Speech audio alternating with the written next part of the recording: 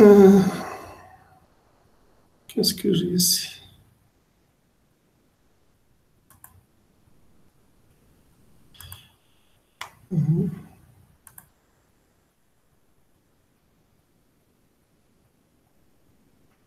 C'est bon. Ça fait 4 semaines. Donc, bien. ما نكرهش وكان شي واحد يشعل الكاميرا ديالو باش نشوف معاه ممكن نهضر. Bien, donc pour faire un résumé de ce que nous avons fait jusqu'à présent, donc nous avons, lors des séances précédentes, traité la première petite section sur les définitions. Nous avons vu également les matrices particulières. Nous avons défini la notion de matrice carrée, rectangulaire, triangulaire, diagonale, etc. Et maintenant, nous sommes en train de traiter les opérations sur les matrices, les amaliyat et les msfoufat. Donc, qu'est-ce que nous avons vu précisément? Donc, la première opération, même si ce n'est pas une, nous avons commencé par l'égalité des matrices. Nous avons dit que deux matrices A et B sont égales lorsqu'elles ont la même taille, première condition, et lorsque les éléments correspondants sont identiques. Donc là, il suffit de reprendre les exemples. Nous avons vu par la suite la deuxième opération, la multiplication d'une matrice par un scalaire. Lorsqu'on a une matrice A et on la multiplie par un scalaire alpha, donc en fait, on peut faire cette opération sans aucune condition. Et le résultat, eh bien, comment faire? Il suffit de multiplier tous les éléments de la matrice par le même scalaire alpha. Et le résultat, bien sûr, c'est une matrice qui a la même taille que la matrice A d'origine. Nous avons vu certaines propriétés de cette opération. Et ensuite, nous avons vu l'addition ou bien la somme des matrices. Donc, pour rappel, donc, on ne peut additionner des matrices que d'abord si elles ont les mêmes dimensions, les mêmes tailles. Et le résultat, ben, c'est une matrice A plus B dont l'élément général est la somme des éléments correspondants des matrices A et B. Et donc ça, j'imagine que c'est très simple. Il suffit de reprendre les exemples précédents. Nous avons également traité certaines propriétés de cette opération, l'associativité, la commutativité, etc. Et nous avons terminé, je crois, par la soustraction des matrices. La soustraction des matrices, c'est une opération qui est quasiment la même que la somme. Donc en fait, la somme des matrices, donc la soustraction A moins B, c'est simplement A plus l'opposé de la matrice B. Donc aujourd'hui, ce que nous allons voir, c'est une nouvelle opération appelée produit scalaire. Donc nous avons vu déjà la multiplication d'une matrice par un scalaire alpha. Donc le scalaire alpha multiplié par la matrice A. Et le résultat, c'est une matrice. Aujourd'hui, nous allons voir le produit scalaire. Le produit scalaire, en fait, c'est le produit de deux vecteurs. Donc, c'est le produit de deux vecteurs, mais le résultat, c'est un nombre, c'est un scalaire. Ce n'est pas un vecteur ni une matrice, c'est un nombre. Et juste après, nous allons voir le produit matriciel. Donc, la multiplication de deux matrices, et le résultat, c'est une matrice. Donc, la mise en page, mosaïque.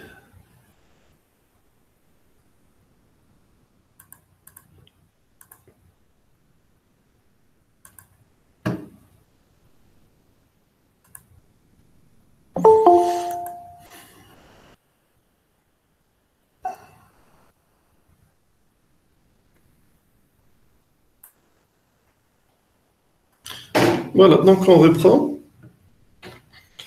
Donc, quel est le principe de ce produit scalaire? Ou bien, quelle est sa définition? Nous allons considérer deux vecteurs, A et B. Donc ici, vous avez le vecteur A. Donc, composé des éléments A1, A2 jusqu'à AN. Et un autre vecteur B qui contient les éléments B1, B2 jusqu'à Bn. En fait, ici, on a le vecteur A, c'est un vecteur qui contient n éléments, du premier et deuxième jusqu'à l'élément numéro n. Et le vecteur B, c'est également un vecteur de même taille n. Donc, le produit scalaire de deux vecteurs de même taille, donc ça c'est une première condition. Donc, le produit scalaire de deux vecteurs de même taille, donc c'est un scalaire, c'est un nombre. Et ce nombre, on le note ou bien A point B, ou bien AB entre ces deux symboles, les deux, entre le symbole inférieur strictement et supérieur strictement. Et comment on le calcule? Donc, ce produit scalaire des vecteurs AB, qu'on vient de noter A, B, en fait, on va simplement multiplier le premier élément de A par le premier élément de B, donc A1 fois B1. On ajoute donc plus le produit du deuxième élément de A par le deuxième élément de B, donc plus A2 fois B2, plus, et ainsi de suite, jusqu'au dernier élément du vecteur A, donc AN, multiplié par le dernier élément du vecteur B, AN fois BN.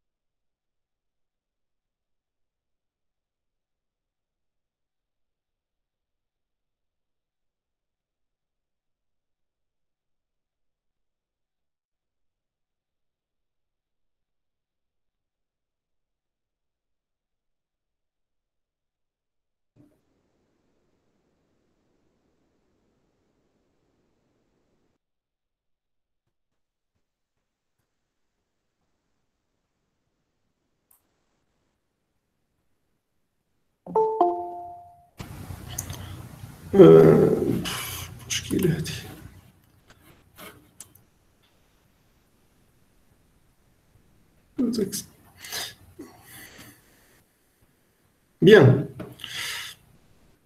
Donc, je reprends. On a été interrompu par un problème de connexion Internet. D'abord, مزيان تسمعوني؟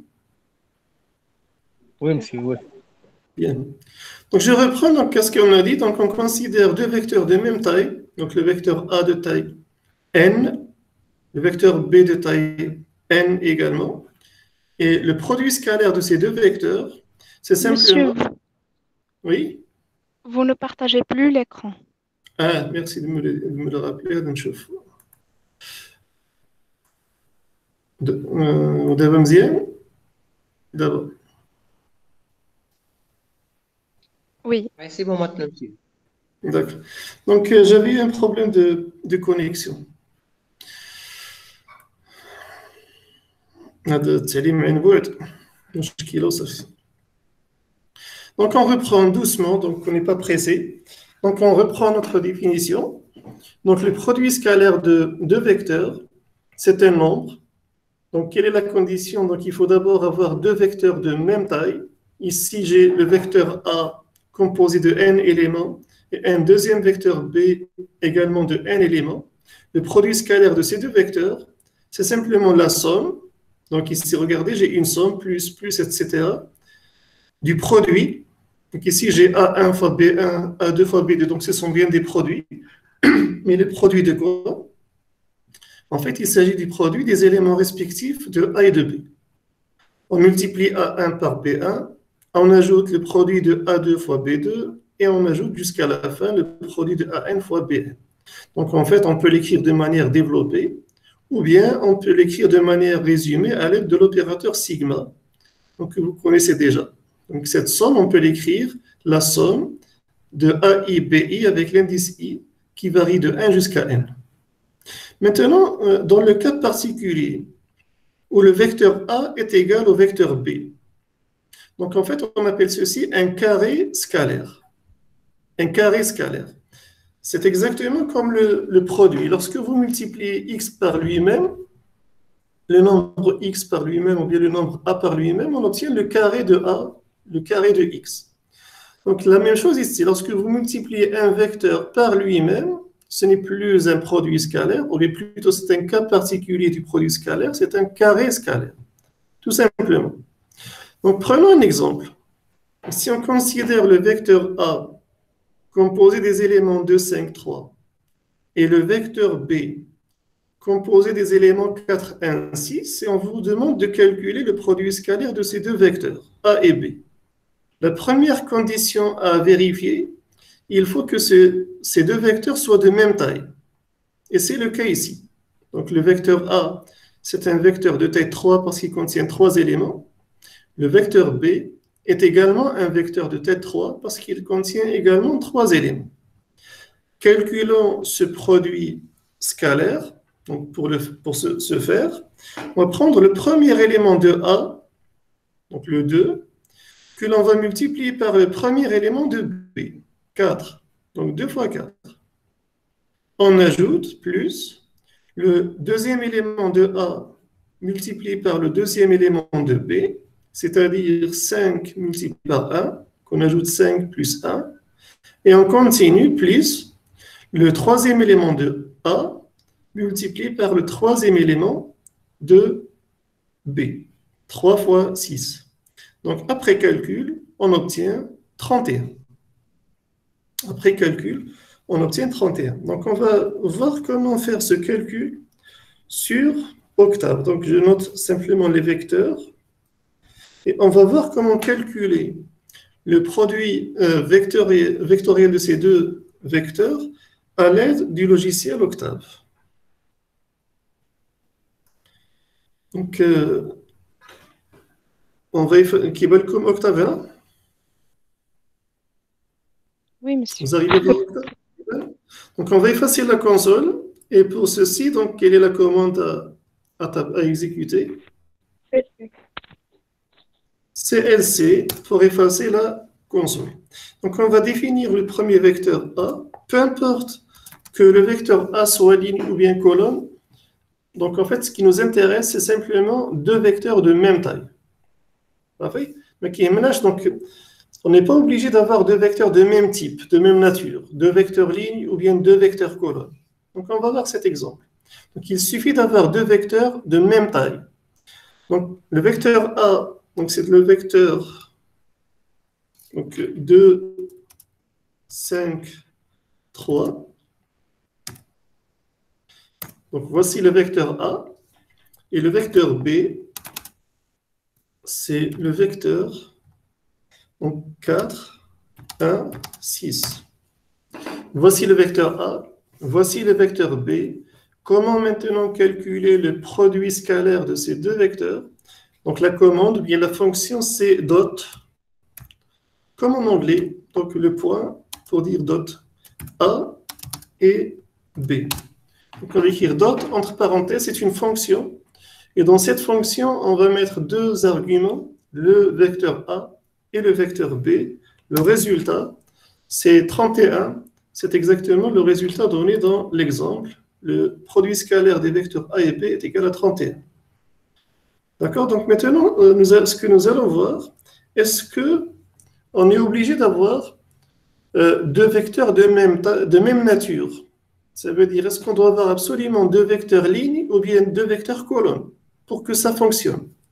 Ben, définissons maintenant un troisième vecteur C, cette fois-ci un vecteur colonne. On va dire par exemple 5, deuxième ligne 8 et troisième ligne 6. Donc ici, on a un vecteur colonne. Ce que l'on va faire, on va calculer le produit scalaire du vecteur A par le vecteur C. Ça veut dire dot. Donc, ça veut dire dot. Donc A, C. Le résultat, c'est 68. Donc là, même si j'ai d'une part le vecteur A qui est un vecteur ligne et le vecteur C qui est un vecteur colonne, on a pu calculer ce produit scalaire. Comme le produit scalaire, les vecteurs machines chabin, une colonne, une ligne. Donc ce qui nous intéresse, la seule condition à vérifier, il faut simplement que ces deux vecteurs soient de même taille. Il faut simplement que ces deux vecteurs soient de même taille. Ça fait? Ben, vérifions maintenant le contre-exemple. On va définir un vecteur D de taille 4. Par exemple, 4, 7, 6 et 3. Donc là, j'ai un vecteur ligne de 4 éléments. Est-ce qu'on pourra calculer son produit scalaire, par exemple, avec le vecteur B qui est de taille 3? On va essayer. Donc, dot B fois D. Et donc là, qu'est-ce qu'il nous sort? Un message d'erreur. Donc, concernant la fonction dot. Donc, dot qui est le produit scalaire. Donc, il vous dit que les tailles de x, ça veut dire le premier élément, et de y, le deuxième élément, doivent correspondre. Must match. Donc, ils doivent correspondre. Ça fait? Donc, qu'est-ce qu'il faut retenir maintenant de tous ces exemples? Donc, je reprends le cours. Ce qu'il faut retenir, c'est que le produit scalaire, c'est la multiplication de deux vecteurs. Et le résultat, c'est un scalaire, c'est un nombre. Ça fait, donc ça, c'est la première chose. Donc, on va multiplier un vecteur par un vecteur. On ne va pas multiplier une matrice par une matrice, ni une matrice par un scalaire, ni un scalaire par un scalaire. On va multiplier un vecteur par un vecteur, et le résultat, c'est un nombre. Quelle est la condition à vérifier? Il y a une seule condition à vérifier. Il faut que ces deux vecteurs soient de même taille, tout simplement. Peu importe leur nature. La seule condition à vérifier, c'est la taille. Il faut que ces deux vecteurs soient de même taille. Comment on le calcule? En fait, on additionne, on calcule la somme des produits des éléments respectifs des deux vecteurs. Donc, on prend le premier élément de chaque vecteur, on les multiplie. Ensuite, on multiplie les deux éléments de chaque vecteur, etc. Et on additionne le tout. Ça fait? Donc, passons maintenant à certaines propriétés de ce produit scalaire. La première propriété, c'est que le produit scalaire de deux vecteurs x et y est commutatif. Donc, maintenant, vous savez ce que c'est. Commutatif, quand on dit commutatif, ça veut dire qu'on peut changer les places des vecteurs sans changer le résultat du produit scalaire. Donc ici, vous avez... Cela signifie que le produit scalaire de x fois y, ben c'est la même chose que le produit scalaire de y fois x. On peut permuter, on peut changer les places, mais le résultat ne va pas changer. Vérifions ceci sur un exemple et considérons deux vecteurs x et y.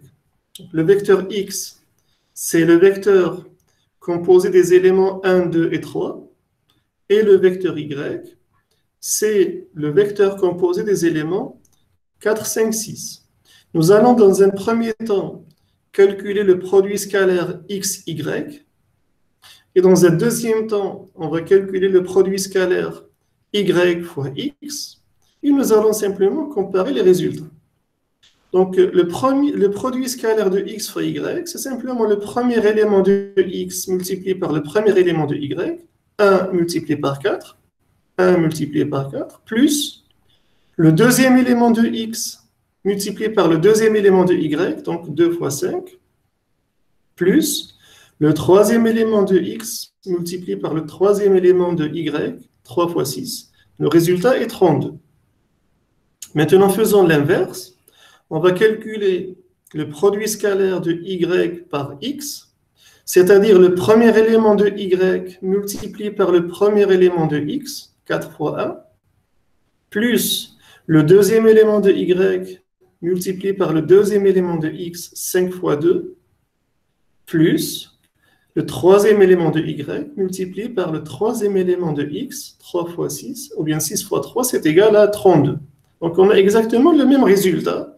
Et donc on a confirmé cette propriété de commutativité du produit scalaire. Donc on peut changer, on peut permuter les vecteurs dans un produit scalaire sans changer le résultat. Question, quelle est l'origine de cette commutativité? Ou bien d'où vient cette commutativité du produit scalaire?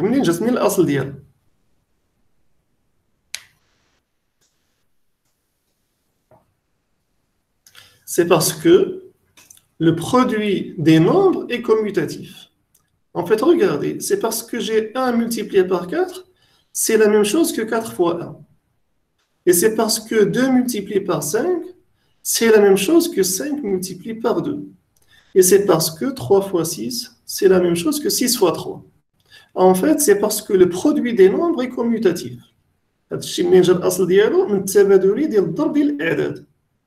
Si ce n'était pas le cas, si en fait le produit des nombres n'était pas commutatif, ça veut dire que 1 multiplié par 4 sera différent de 4 fois 1.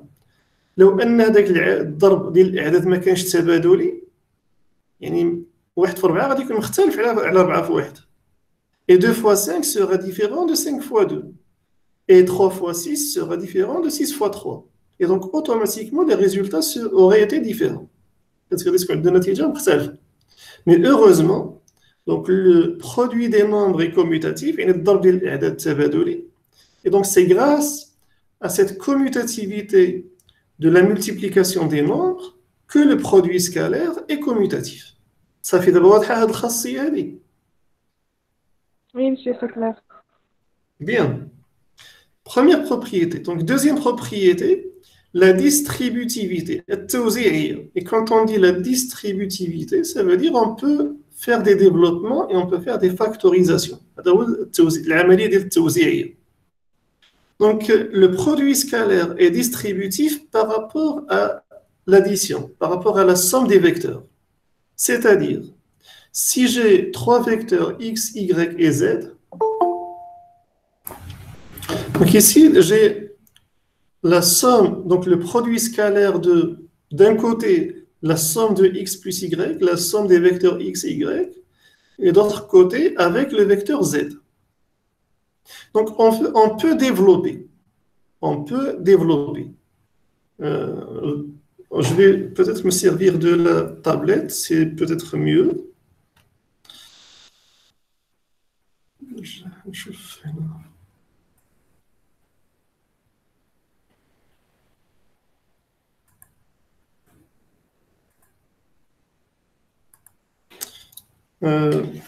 Donc, reprenons cette propriété de distributivité.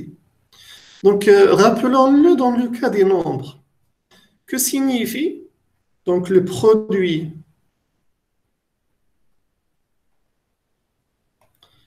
Donc, que signifie donc la distributivité de la multiplication des nombres par rapport à leur somme?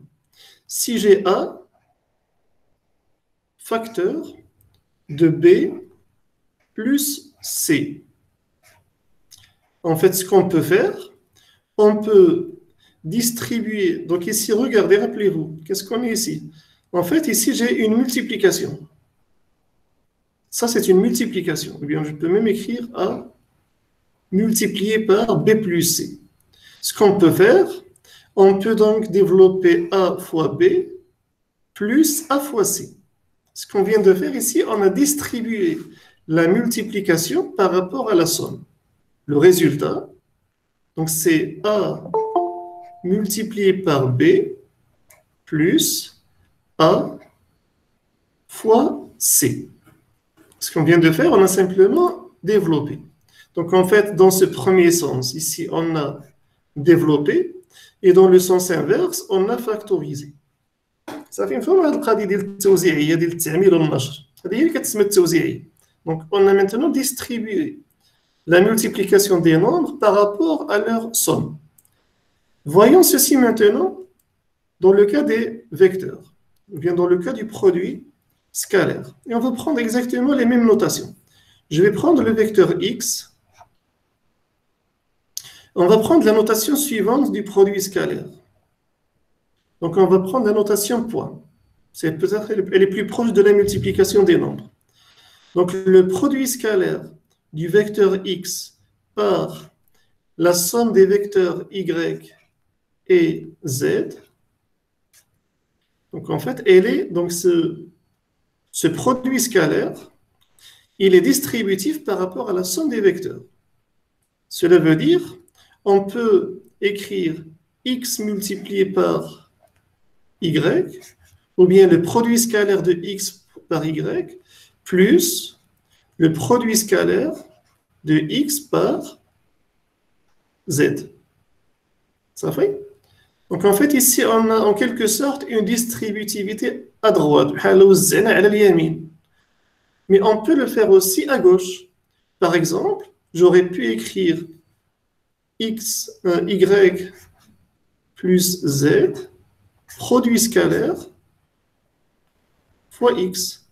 Donc en fait, ce qu'on va faire maintenant, on va distribuer à gauche. Donc on va multiplier x par y, et ensuite on multiplie x par z. On aura une distributivité à gauche. Et donc le résultat, ce sera y multiplié par x plus z multiplié par x. Ça fait? C'est peut-être plus clair avec cette notation du produit scalaire. Je vous rappelle que le produit scalaire de deux vecteurs x et y, on le note de deux manières. Donc, ou bien on le note x point y, qui ressemble à la multiplication des nombres. Ceci est équivalent à, donc on peut aussi le noter, x, virgule, y. Ça fait une forme. Est-ce que cette propriété de distributivité est claire? Oui, voilà. Donc ici, je reprends donc un résumé. Donc vous avez ici le produit scalaire de deux vecteurs. D'une part, la somme de x plus y, c'est un nouveau vecteur. Et d'autre part, du vecteur z. Ce qu'on vient de faire, on a distribué z par rapport à x, donc le produit scalaire par rapport à la somme, donc z fois x, plus z fois y. Donc z fois x plus z fois y. Donc, comme je vous l'ai expliqué sur le tableau noir, c'était plus clair. Prenons un exemple et vérifions cette propriété. Nous allons prendre un exemple. Trois vecteurs, on va considérer les vecteurs x, y, z suivants. Donc, dans le vecteur x, on va mettre 1, 2, 3. Dans le vecteur y, 4, 5, 6. Et dans le vecteur z, on va mettre les éléments 7, 8, 9. Maintenant, ce que nous allons faire, nous allons partir du membre gauche pour arriver au membre de droite. Donc, le membre gauche, on doit d'abord additionner les vecteurs x et y, et ensuite, on calcule le produit scalaire du résultat par z. العملية الأولى اللي كنقوموا بها هو نجمعوا x مع y, et ensuite من بعد كنحسبوا le produit scalaire ديال الريزولتا مع z. Donc quand on dit la somme des vecteurs x et y, donc on veut additionner les éléments de x et de y. Ce sont simplement deux matrices particulières. On va en fait additionner les éléments respectifs. Donc le premier élément de x plus le premier élément de y, donc 1 plus 4. Le deuxième élément de x plus le deuxième élément de y, donc ici vous avez le 2 plus 5. Le troisième élément de x multiplié par le troisième élément de y, 3 plus 6. Chaque élément sera multiplié par l'élément correspondant dans z.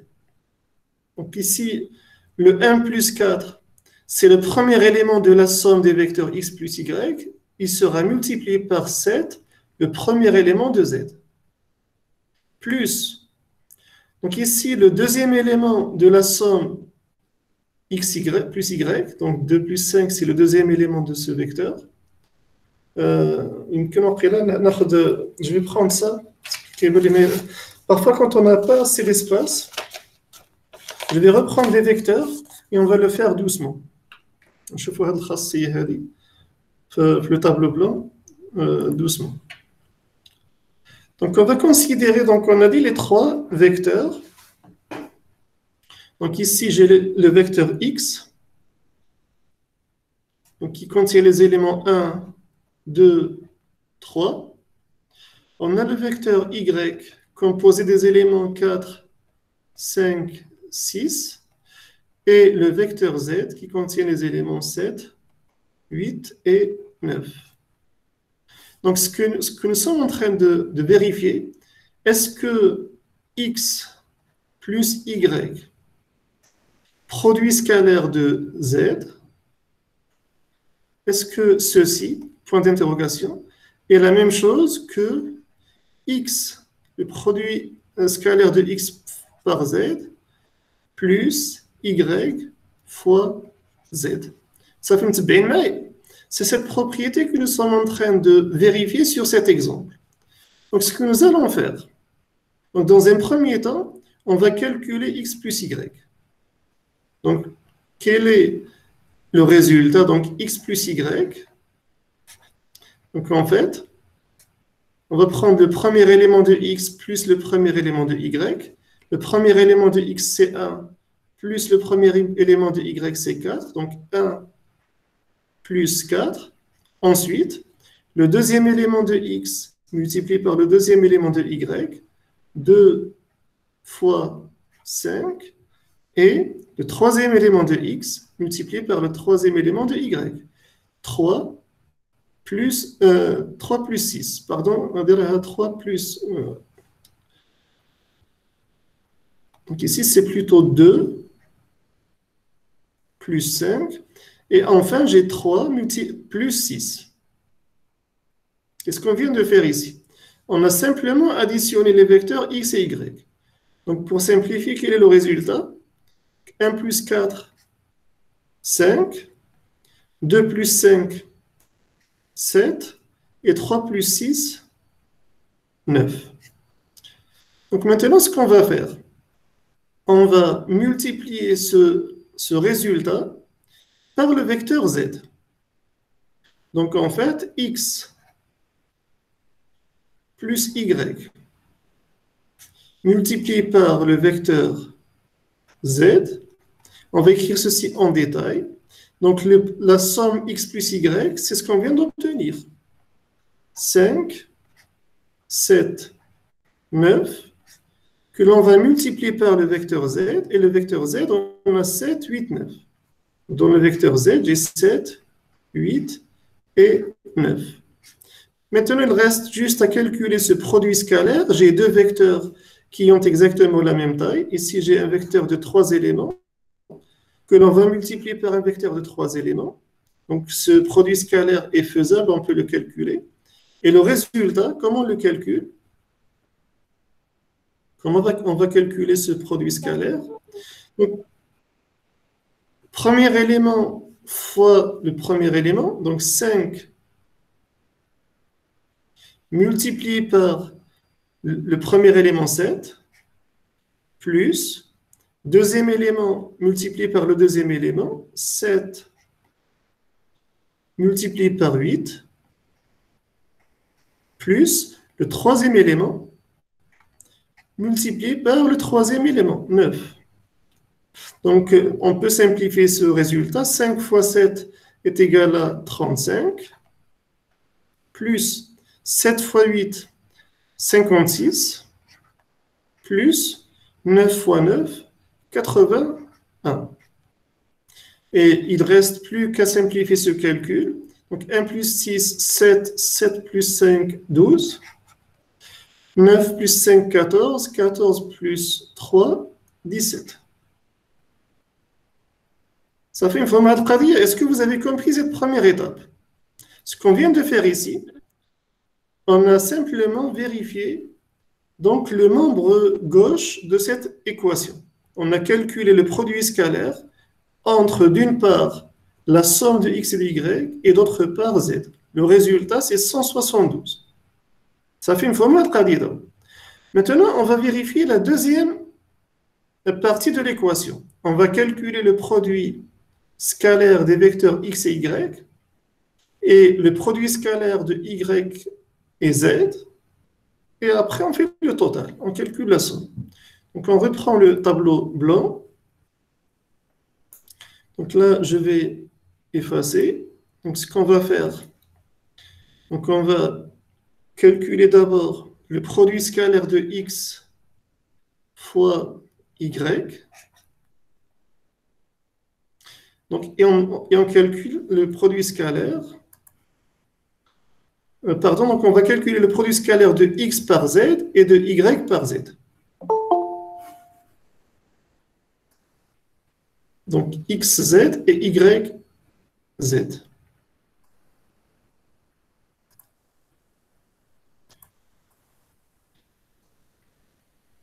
xz et yz.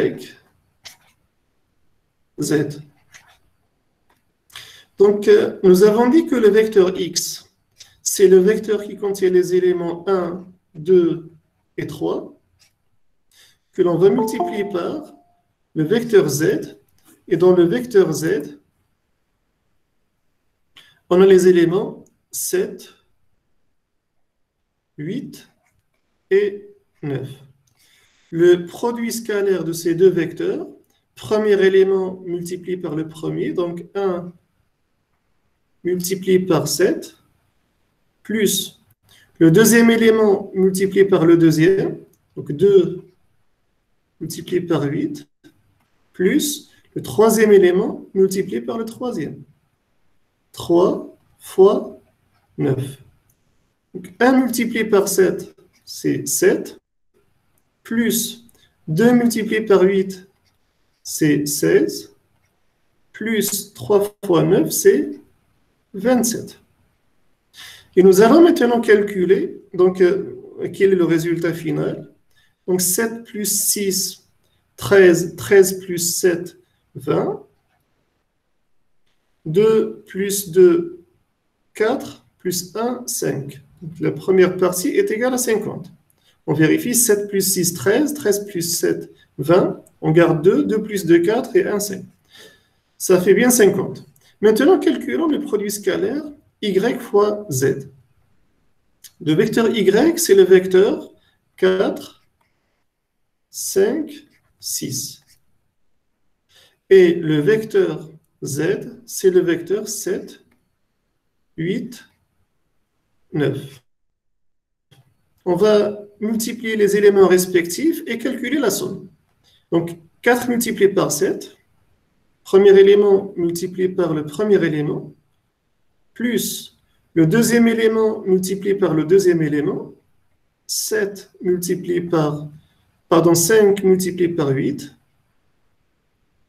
plus le troisième élément multiplié par le troisième élément, 6 multiplié par 9.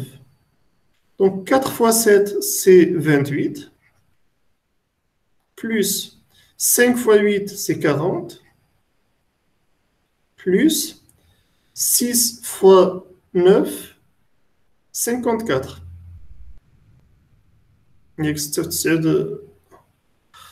Ça fait bien 54.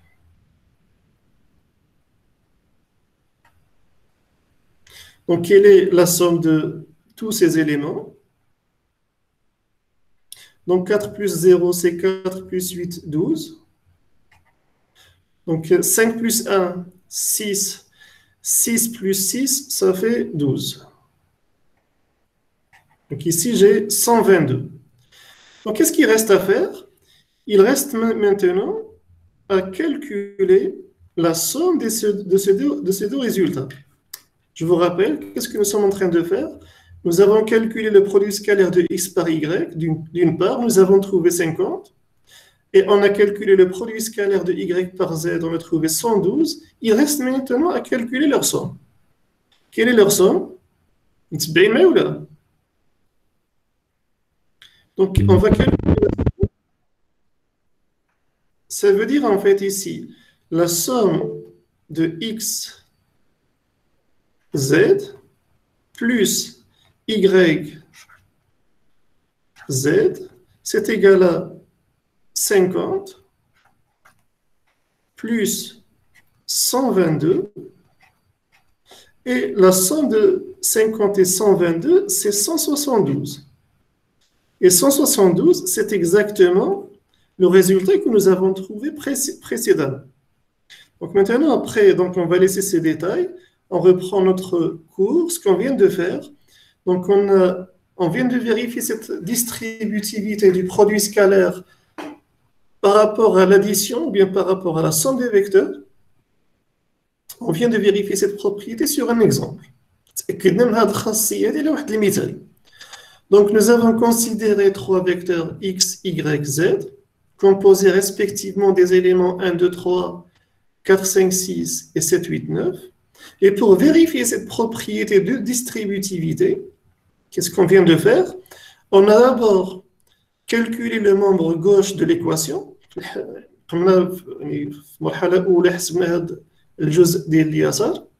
Donc le produit scalaire de la somme des vecteurs x, y par le vecteur z, nous avons trouvé 172. Et d'autre part, donc on va vérifier le deuxième membre de cette équation, et sauf que ce deuxième membre est composé de deux éléments. Il faut d'abord calculer le produit scalaire x fois z, et ensuite calculer le produit scalaire y fois z. Donc nous avons trouvé que le produit scalaire de x fois z est égal à 50 et le produit scalaire de y fois z est égal à 122. Maintenant, qu'est-ce qu'il reste à faire? Donc voici le résultat du membre gauche, c'est 172, et voici le résultat du membre droit, de droite, 50 plus 122, et on voit bien que notre égalité est vérifiée. Cela prouve, sur un exemple, que le produit scalaire est distributif par rapport à la somme des vecteurs. Ça fait une forme al-qadiyya. Donc j'insiste sur ces propriétés. Parce que ce sont ces propriétés qui facilitent la résolution des exercices. Ça fait. J'aurais peut-être mieux faire d'utiliser l'autre notation, parce que cette notation, elle n'est pas très convenable. J'aurais dû peut-être privilégier cette notation A.B au lieu de celle-ci. Parce que celle-ci, elle est plus proche de la multiplication des nombres, elle est plus claire. Comme ça fait. Donc, mais dans tous les cas, ça reste des notations. Bien. Donc, on a vu comme première propriété la commutativité. On vient de vérifier la distributivité. Maintenant, on passe à l'élément absorbant, le unsur al-masse. Donc, en fait, ici, c'est logique, il n'y a rien à démontrer. Donc, le vecteur nul, regardez, donc j'ai noté O en gras. Donc, le vecteur nul, ça veut dire un vecteur qui ne contient que des zéros et l'élément absorbant du produit scalaire. Qu'est-ce que cela signifie? Ben, si vous multipliez un vecteur x quelconque par un vecteur nul, ben, le résultat sera égal à 0. Attention, ces deux zéros ne sont pas les mêmes. Ici, vous avez 0 pour dire un vecteur nul, mais le résultat d'un produit scalaire, c'est un nombre. Ici, vous avez le nombre 0. Ça fait donc, vous avez un scalaire qui est un nombre contre un vecteur qui contient plusieurs éléments. Ça fait? Donc, vérifions ceci sur un exemple. On va considérer le vecteur x qui contient les éléments 1, 2 et 3 et le vecteur nul 0, ou bien O, qui contient les éléments 0, 0 et 0. Donc, première chose, donc on voit bien que les deux vecteurs ont la même taille. Donc, j'ai deux vecteurs de taille 3 chacun. On peut donc calculer le produit scalaire. Je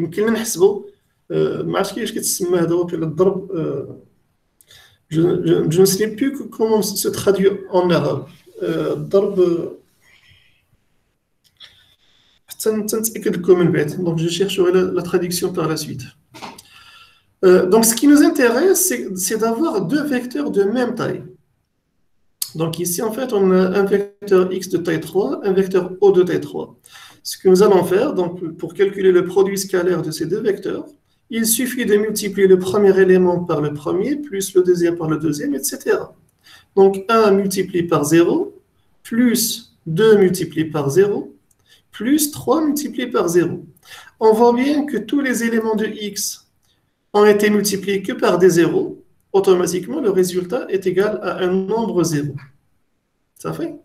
Donc, en fait, maintenant, si le produit scalaire d'un vecteur x par un vecteur nul est égal à 0, donc on dit que le vecteur nul est l'élément absorbant du produit scalaire, c'est parce qu'en fait, ce vecteur nul, il ne contient que des zéros, et lorsqu'on multiplie tous les éléments de x par des zéros, finalement, on n'aura que 0. Ça vient de là. À mon avis, c'est assez clair. صافي بين هذه القضيه ديال العنصر الماس دونك مادام حنا كنضربوا في شي حاجه اللي هي اصلا فيها غير الزيرويات النتيجه غادي تكون زيرو. Bien, passons à la propriété suivante, la positivité du carré scalaire. Le carré scalaire, lorsqu'on va multiplier le vecteur x par lui-même, le résultat c'est un nombre qui est supérieur ou égal à 0. En fait, comme pour le cas des carrés des nombres, lorsqu'on multiplie x par, ou bien 3 par 3, ben le résultat c'est, donc le 3 au carré c'est 9, et le carré de 3 est positif.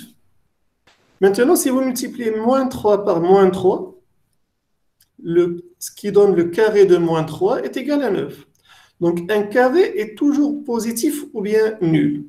Donc en fait, il est nul dans le cas d'un vecteur nul. Donc regardez ici, donc le carré scalaire. Donc pourquoi on appelle ceci un carré? Parce que je multiplie le vecteur x par lui-même. X ضرب x. Donc il est supérieur ou égal à 0. Donc vérifions ceci sur l'exemple suivant. Donc on va prendre le vecteur x, notre vecteur qui contient les éléments 1, 2, 3.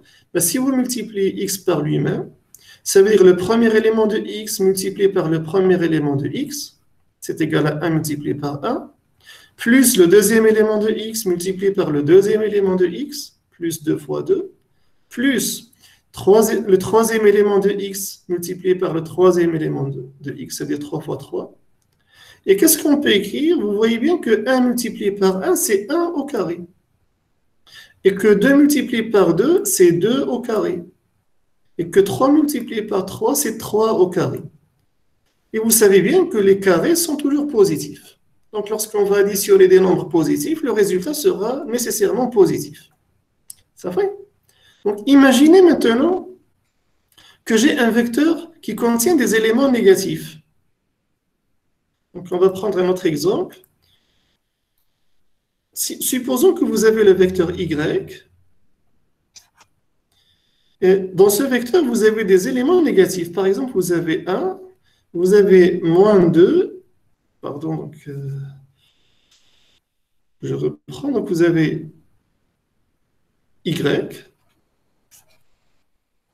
Vous avez 1, moins 2 et moins 3. On vous demande de calculer le carré scalaire de y. Ça veut dire on vous demande de multiplier y par lui-même. Attention, ici, en fait, on n'a pas le droit de dire y au carré, parce que ça va donner autre chose. Ce qu'on va faire, donc on va simplement remplacer y par ces éléments 1, moins 2, moins 3, que l'on va multiplier par lui-même, donc 1, moins 2, moins 3. Donc, par définition, donc le carré scalaire ou bien le produit scalaire, c'est simplement 1 multiplié par 1, plus moins 2 multiplié par moins 2, plus moins 3 multiplié par moins 3. Ou bien dit d'une autre manière, c'est simplement 1 au carré, plus moins 2 au carré,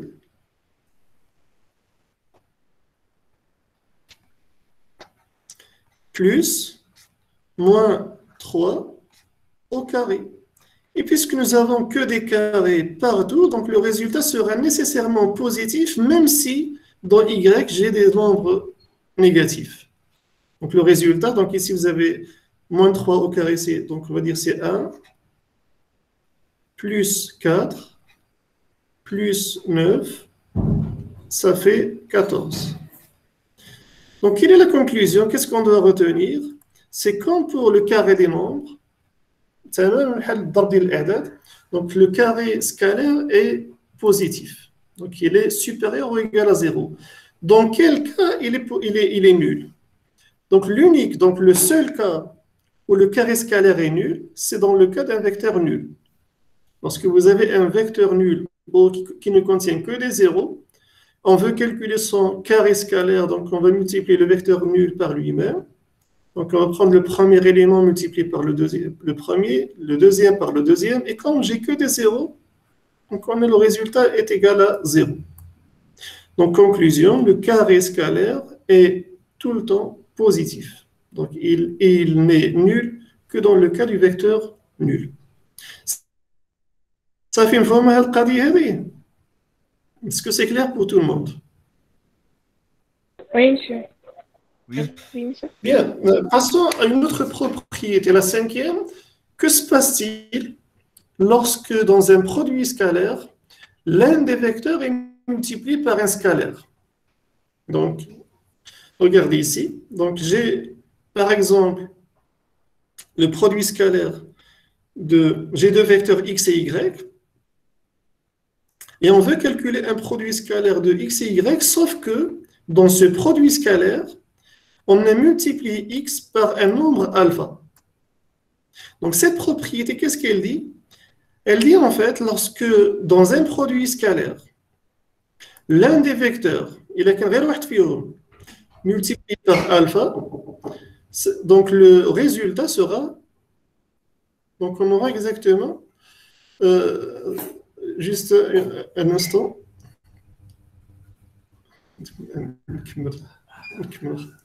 Donc lorsque l'un des vecteurs est multiplié par un nombre alpha, en fait le résultat, ça revient simplement à multiplier tous les produits scalaires par ce scalaire alpha. Prenons un exemple. Prenons un exemple.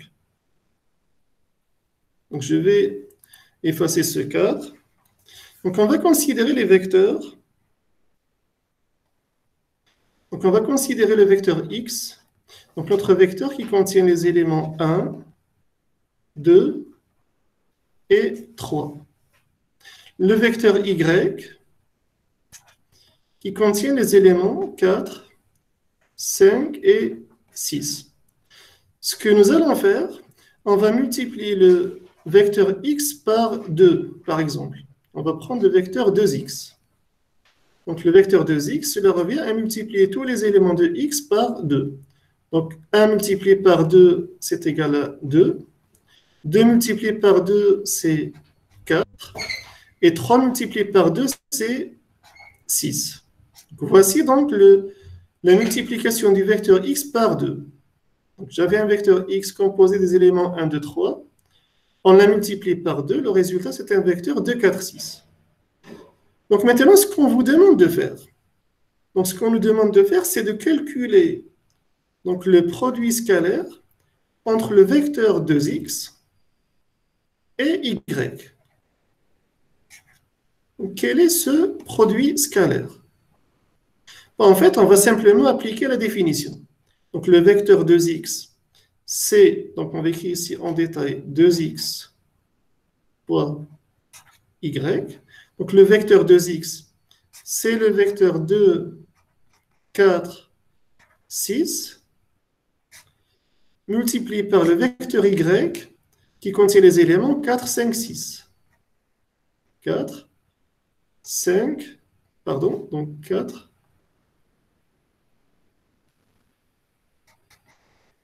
5, 6.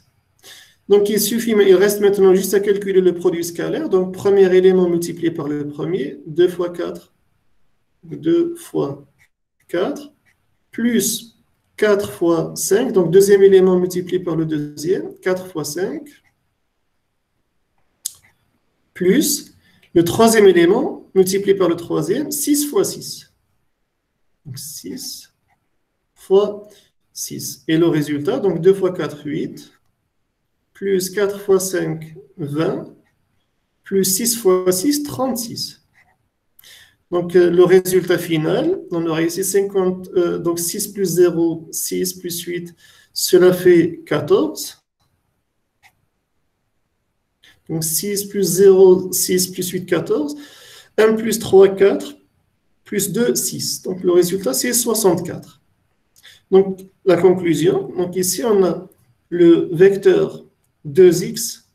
Donc, lorsqu'on a multiplié x par 2 et ensuite on a calculé le produit scalaire du vecteur 2x par le vecteur y, on vient de trouver 64.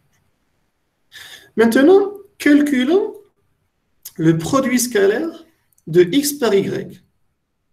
Donc, on va calculer le produit scalaire de x par y. Je vais changer de couleur pour que ce soit plus clair. Donc, on va multiplier maintenant le vecteur x par le vecteur y. Donc, dans le vecteur x, j'ai les éléments 1, 2, 3. 1, 2 et 3. Et dans le vecteur y, nous avons les éléments 4, 5, 6. 4, 5 et 6. Donc, le produit scalaire, quel est ce produit scalaire? Donc, on a 1 multiplié par 4, plus 2 multiplié par 5, plus 3 multiplié par 6. Et ceci est égal à combien? Donc, en fait, ici, on a 1 multiplié par 4, c'est 4, plus 2 fois 5, 10, plus 3 fois 6, 18. Donc, la somme, 8 plus 0, 0, 8 plus 4, ça fait 12. 1 plus 1, 2 plus 1, 3. Donc, maintenant, ce que je vous demande de faire, ce qu'on va faire, c'est qu'on va comparer ces deux résultats. Donc, on vient de calculer le produit scalaire de 2x fois y et nous avons trouvé 64. Et si on calcule le produit scalaire de x fois y, on trouve 32. Qu'est-ce que vous remarquez ici? La moitié. Hein? La moitié. En fait, c'est la moitié, ou bien dit d'une autre manière. Donc, pour passer de 32 à 64, qu'est-ce qu'on fait? On multiplie par 2. On multiplie par 2. Donc, pour passer de 32 à 64, on multiplie par 2. En fait, lorsque dans un produit scalaire, j'ai un vecteur qui est multiplié par une constante, ici par exemple alpha, 2, on peut commencer par calculer juste le produit scalaire de x par y et ensuite on multiplie le résultat par 2. Ça fait? Donc ça veut dire, on peut, si j'ai x fois y, le produit scalaire de x fois y, ici dans notre exemple, est égal à 32.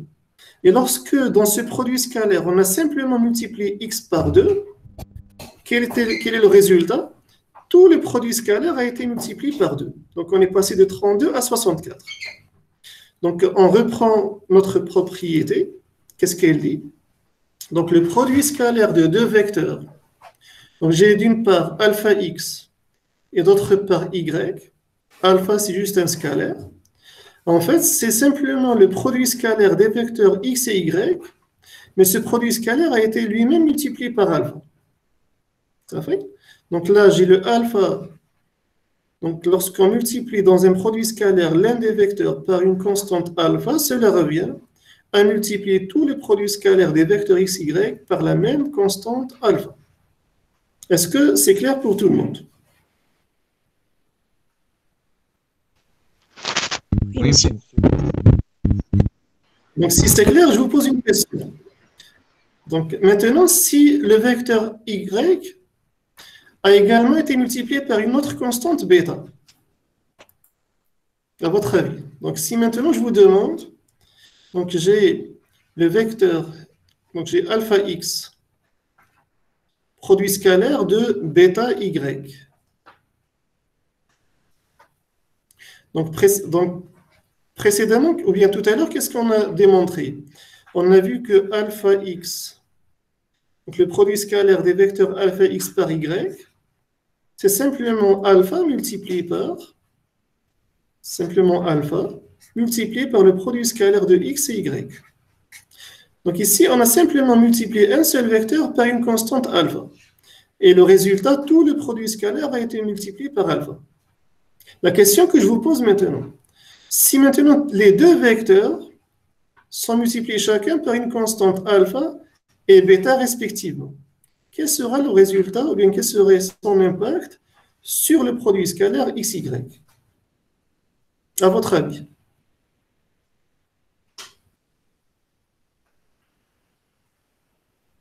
Alpha fois bêta fois le produit Alpha scalaire. fois bêta. Oui, monsieur. On peut faire alpha fois bêta. Très bien, parfait. C'est exactement la bonne réponse. En fait, c'est simplement alpha multiplié par bêta, le tout, fois le produit scalaire de x fois y. Donc, en fait, quelle est la leçon à tirer de cet exemple? C'est que si chacun des vecteurs dans un produit scalaire est multiplié par une constante, d'accord? Donc, x multiplié par alpha et y multiplié par une constante bêta, en fait, on a le droit de mettre le produit des constantes à l'extérieur du produit scalaire. Ça fait? Bien. Donc, dernière, donc, ce n'est plus une propriété, mais une nouvelle définition. Donc, en fait, la définition des vecteurs orthogonaux. Donc, je vous présenterai en fait l'interprétation géométrique de ces vecteurs pour bien comprendre ces notions. Donc, une nouvelle définition, deux vecteurs x et y sont dits orthogonaux, ou bien perpendiculaires, si leur produit scalaire est nul. D'accord? Donc, si vous calculez le produit scalaire du vecteur x par le vecteur y et vous trouvez 0, alors on dit que ces deux vecteurs sont orthogonaux. Et plus généralement, si on a plusieurs vecteurs, si on a un ensemble de vecteurs x1, x2 jusqu'à xk, on dit qu'ils sont orthogonaux. Un ensemble de vecteurs est orthogonal, donc tous ces vecteurs sont orthogonaux. En fait, s'ils le sont 2 à 2 mutuellement, si en fait vous prenez un couple de vecteurs et vous trouvez qu'ils sont orthogonaux, n'importe quel couple de vecteurs, quel que soit l'indice i et quel que soit l'indice j, vous trouverez en fait le produit scalaire des vecteurs xi et yj est nul. Ça fait? Donc je sais que pour l'instant ce n'est pas très clair parce qu'il faut voir l'interprétation géométrique. Ou bien on va la faire maintenant. Je vous rappelle qu'un vecteur géométriquement, est-ce que je voulais présenter géométriquement ou pas encore? Hendassiya, est-ce que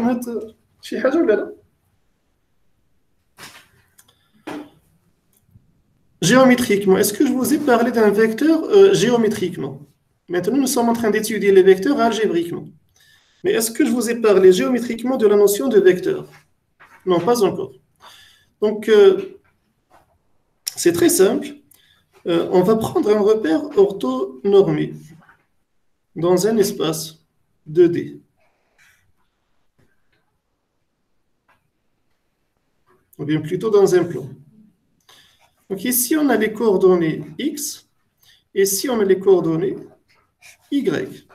J'ai un point M dans cet espace, et quelles sont les coordonnées du point M?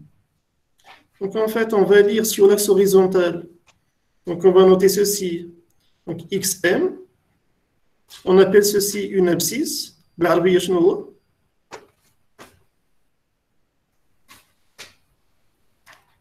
هو الأفصول. Et sur l'axe horizontal, on va projeter le point M sur l'axe horizontal. Ça fait?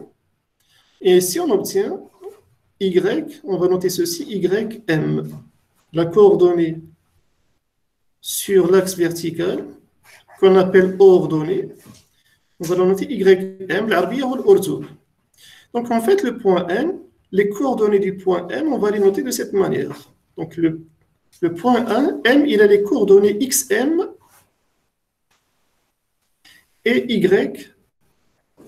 YM. Ça fait? Est-ce que pour cette première étape, c'est clair? Donc, on a un point dans un plan et les coordonnées XM, YM forment le vecteur XM. En fait, finalement, ce sont le vecteur algébrique. C'est simplement les coordonnées d'un point dans un espace ou bien en géométrie. Prenons maintenant un vecteur. Prenons maintenant un vecteur.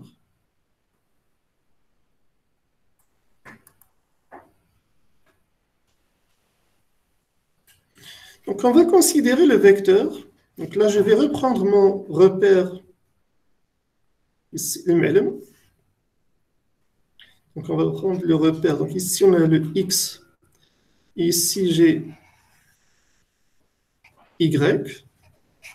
L'axe des abscisses et l'axe des ordonnées. Et ce qu'on va faire, on va prendre maintenant un vecteur. Au lieu de prendre un point, on va prendre le vecteur AB. Muttajiha AB. Donc, quelles sont les coordonnées des points A et des points B? On va les noter. Donc, pour le point A, on va dire que ses coordonnées, c'est XA et YA. Donc, ici, vous avez XA et YA. Et pour le point B, quelles sont les coordonnées du point B? Vous avez donc XB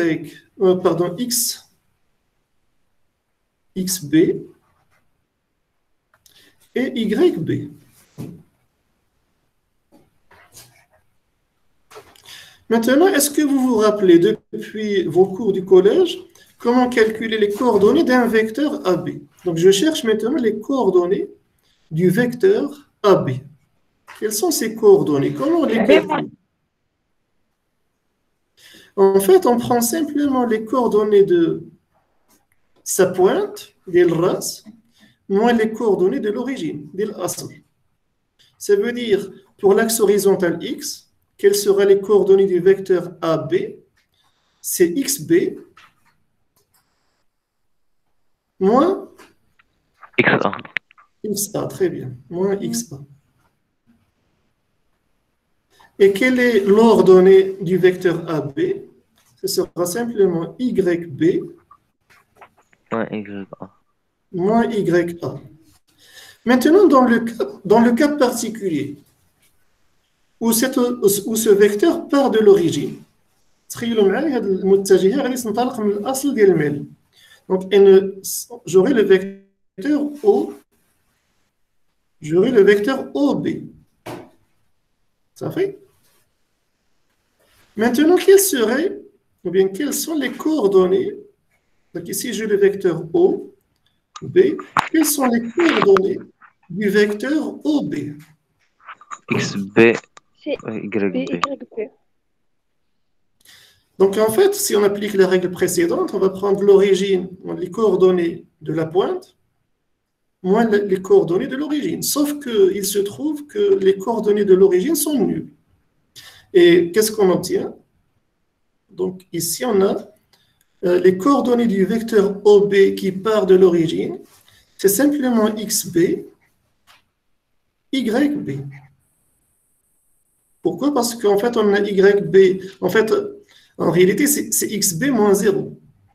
Et YB moins 0. Et XB, c'est moins 0, c'est XB. YB moins 0, c'est YB. Donc, qu'est-ce que vous remarquez ici? Lorsque le vecteur part de l'origine, il a exactement les mêmes coordonnées que les coordonnées de sa pointe. ملي كيكون واحد المتجه كتنطلق من الاصل ديال المعلم الاحداثيات ديالها هما الاحداثيات ديال الراس ديالها. Donc en fait ici on a exactement les coordonnées du point B.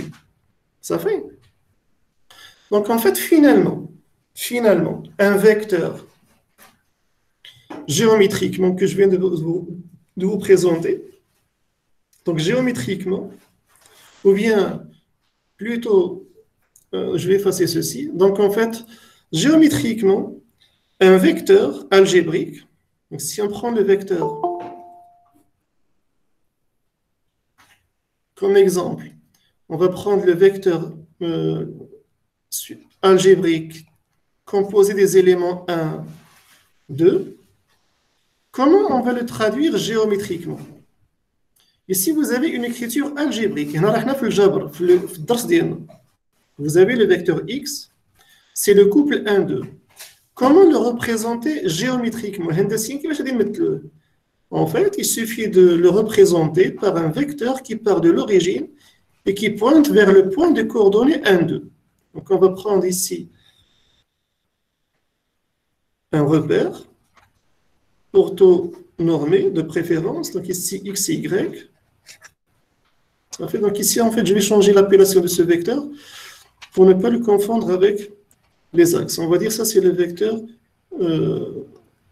U. Ça fait. Donc, en fait, ce qu'on va faire, on va d'abord commencer par représenter les coordonnées, ou bien le point de coordonnées 1, 2 dans ce plan. Donc, ici, vous avez 1, 2, ici 1. Voici donc le point de coordonnées. Pardon, j'ai inversé. Donc, ou bien on va plutôt considérer le vecteur de 1 pour ne rien changer sur mon graphique. Donc ici, on va considérer le vecteur de 1. Donc l'abscisse, c'est 2, l'ordonnée, c'est 1, et on obtient ici le point suivant. Donc en fait, ce qui reste à faire, c'est de tracer un vecteur qui part de l'origine des axes vers ce point. Et de cette manière, j'aurai représenté géométriquement le vecteur U algébrique. Est-ce que maintenant vous arrivez à voir le lien entre les deux? Donc, d'un point de vue géométrique, j'ai un vecteur qui part de l'origine vers un point. Algébriquement, un vecteur, c'est simplement les coordonnées d'un vecteur qui part de l'origine.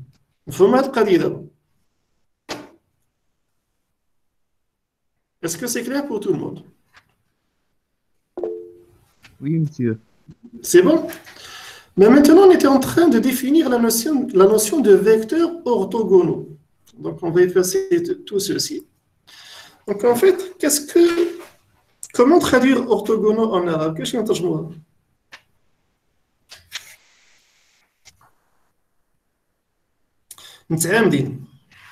Ça fait? Deux vecteurs sont orthogonaux. L'arbia, ça veut dire en fait, ils forment un angle droit. Je vais essayer de. On va supposer que j'ai ici un angle droit. Ça fait. Donc ici, j'ai un vecteur.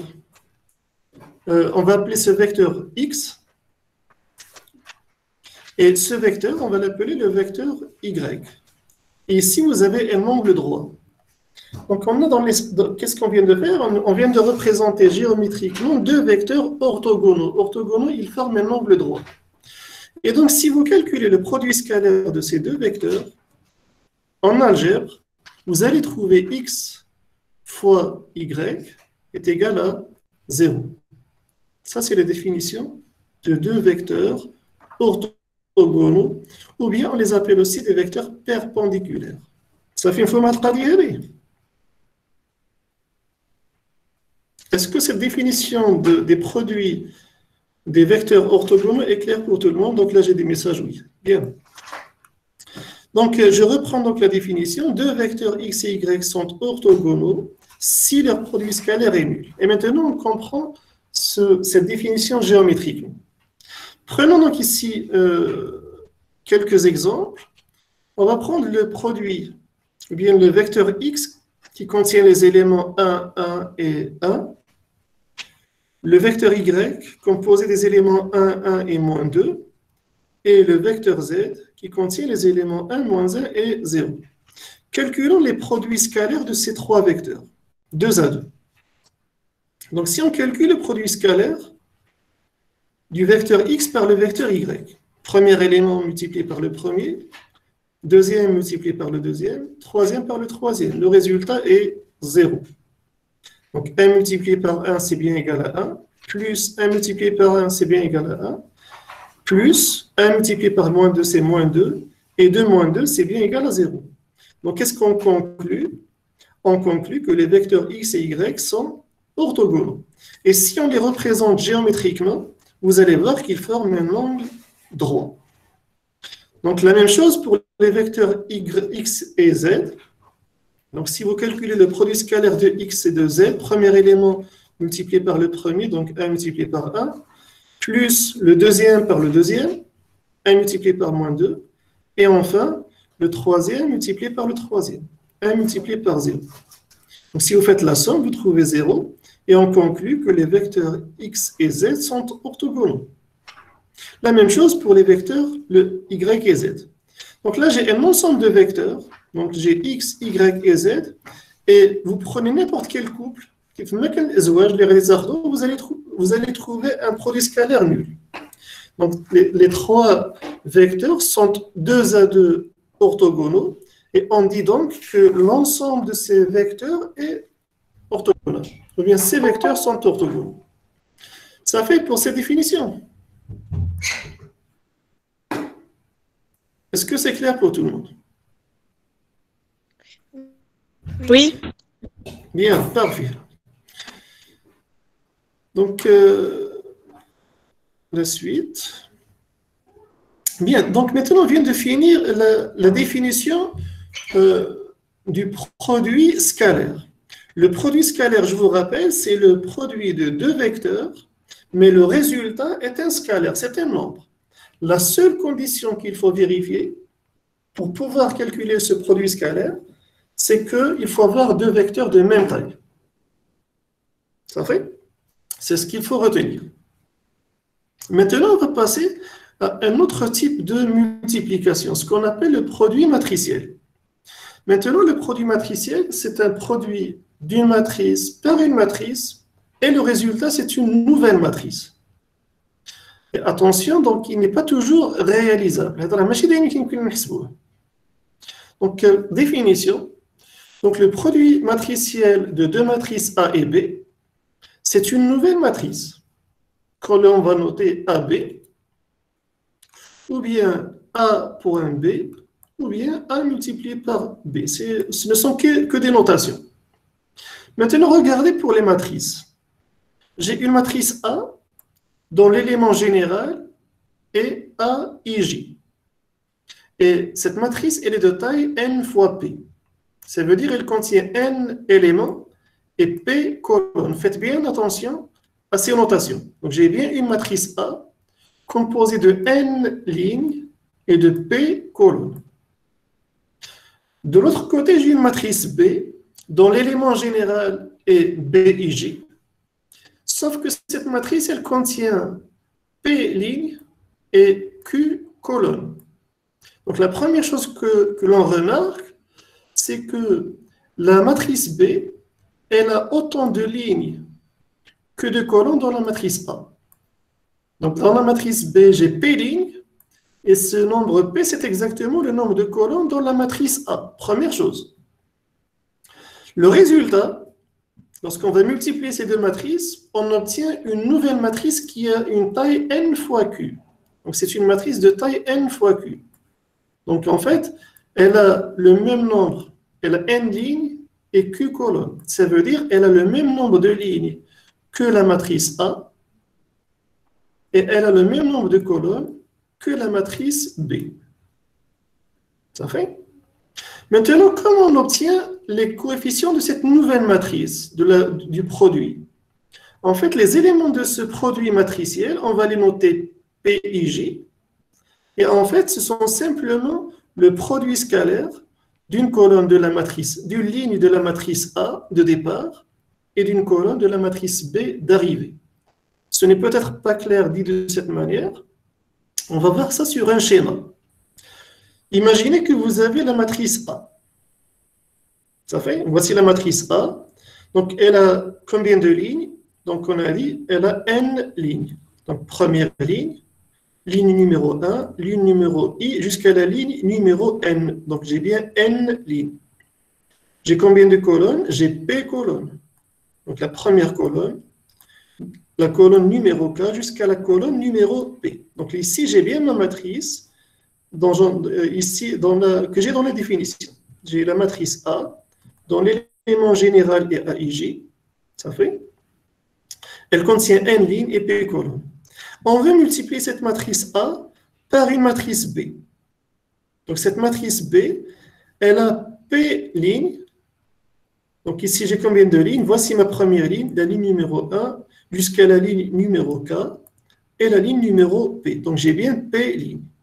Combien de colonnes? J'ai Q colonnes. Voici la première colonne, la colonne numéro J et la colonne numéro Q. En fait, normalement, j'avais la matrice B en face de la matrice A. Mais pour faire l'opération, on va décaler la matrice B vers le haut. Normalement, j'avais la matrice B ici, à ce niveau. Et pour pouvoir faire le calcul, ou bien le produit matriciel AB, on va décaler la matrice B vers le haut. On va la déplacer vers le haut. Ça fait? Maintenant, comment faire pour multiplier la matrice A par la matrice B et obtenir la matrice AB? En fait, les éléments PIJ de la matrice, les éléments PIJ du produit matriciel AB, comment on les calcule? En fait, on va prendre la ligne correspondant dans la matrice A, donc la ligne A1, donc la ligne. Donc, ça revient à prendre un vecteur de taille P. Ici, j'ai bien un vecteur de taille P parce que j'ai P éléments, j'ai le premier élément, l'élément K et l'élément numéro P. Et on va calculer le produit scalaire de ce vecteur par ce vecteur ligne, par ce vecteur colonne. Donc, le vecteur colonne correspondant. Donc, on va reprendre ceci sur un exemple. On va voir rapidement des exercices. Et regardez, donc, quelle est la particularité de ce deuxième vecteur? Donc, c'est un vecteur colonne, mais qui a le même nombre d'éléments que le vecteur ligne dans la matrice A. Ici, j'ai un vecteur ligne qui contient P éléments. Également, ici, j'ai encore un vecteur colonne qui contient aussi P éléments. De premier élément, l'élément numéro K, jusqu'à l'élément numéro P. Maintenant, l'élément de la matrice AB que nous sommes en train de chercher, c'est simplement le produit scalaire de ces deux vecteurs. On peut le calculer parce que j'ai deux vecteurs de même taille, même s'ils sont de nature différente. Ici, j'ai un vecteur ligne et ici, j'ai un vecteur colonne. Donc, ça ne pose aucun problème. Ce qui nous intéresse, c'est d'avoir deux colonnes de même taille. Donc, on va calculer leur produit scalaire et on obtient l'élément de la matrice AB.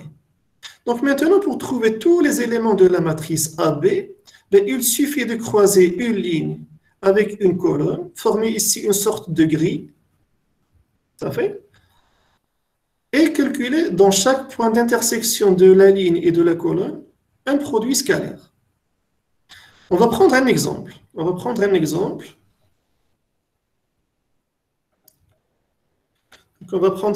sur... Donc, on va prendre ici un exemple, c'est plus simple. Imaginons que j'ai la matrice A suivante. J'ai la matrice A qui contient les éléments 1, 2, 2 et 3. Et de l'autre côté, j'ai la matrice B qui contient les éléments 2, 1, 1, 1. Donc, quelles sont les tailles des matrices A et B? Donc, ici, j'ai la matrice A, c'est une matrice de quelle taille? Donc, ici, j'ai une matrice de taille 2 fois 2. Ici, j'ai une matrice de taille 2 fois 2. Et la matrice B, c'est une matrice de taille 2 fois 2. Donc maintenant, on cherche à calculer le produit matriciel A fois B. Quel sera ce produit matriciel?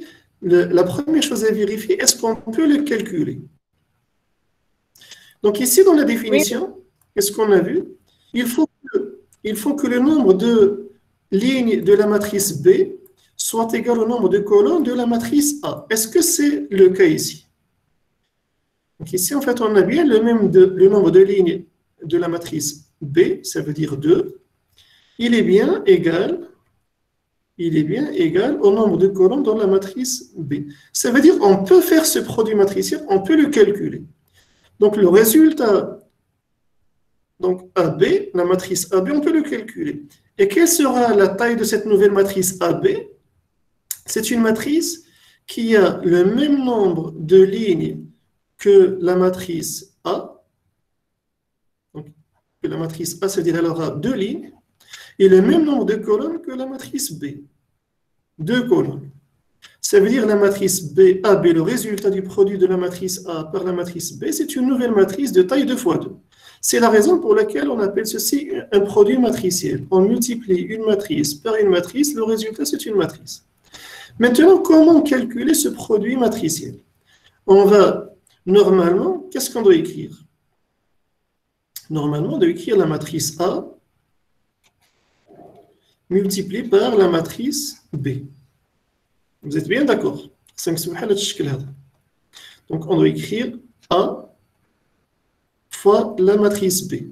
Et normalement, on doit juste remplacer la matrice A et la matrice B par leur valeur. Donc, la matrice A, c'est la matrice 1, 2, 2 et 3, fois la matrice B. La matrice B, c'est la matrice 2, 1, 1, 1. Ça fait? Maintenant, dans la pratique, pour poser l'opération, comment on fait? Donc, on procède de la manière suivante. Donc ici, je vais séparer par... Donc, on va garder la matrice A. Donc, ici, j'ai 1, 2, 3, pardon, 2 et 3. Au lieu d'écrire la matrice B en face, on va la décaler vers le haut. Donc ici, je reprends la matrice B, ça veut dire la matrice 2, 1, 1, 1. Avant de commencer le calcul, donc ici, le résultat, c'est une matrice. Donc regardez ici ce qu'on a ici. Donc ici, j'ai la matrice A. Ici, j'ai la matrice B. Et le résultat, ce sera notre matrice AB. Ce qu'on va faire, on va d'abord commencer par tracer une sorte de grille. Quelle est cette grille? On va croiser les lignes de la matrice A. On va croiser les lignes de la matrice A. Et on va les prolonger. Et on va les croiser avec les colonnes de la matrice B. Et on va les prolonger. Je vais refaire ceci. Donc, ce n'est pas évident de le faire sur une tablette. Voilà. Est-ce que vous avez déjà compris cette première étape? Ce qu'on va faire, on va poser l'opération. Donc, au lieu d'écrire la matrice A fois la matrice B, on va laisser garder la matrice A et on va décaler la matrice B vers le haut. Et ici, on aura le résultat, notre matrice AB. Ça fait? Ce qu'on va faire, on va prolonger les lignes de la matrice A et on va prolonger les colonnes de la matrice B. De cette manière, on va construire une grille. J'ai combien de points d'intersection? Regardez, donc ici j'ai un premier point d'intersection. Et ici j'ai un deuxième point d'intersection, un troisième point d'intersection et un quatrième point d'intersection. Ça veut dire en fait, cette grille de points d'intersection, elle forme une matrice de taille 2 fois 2. Et c'est exactement ce que nous sommes en train de chercher. Parce que la matrice AB, c'est une matrice de taille 2 fois 2. Est-ce que vous avez compris jusqu'à ce stade?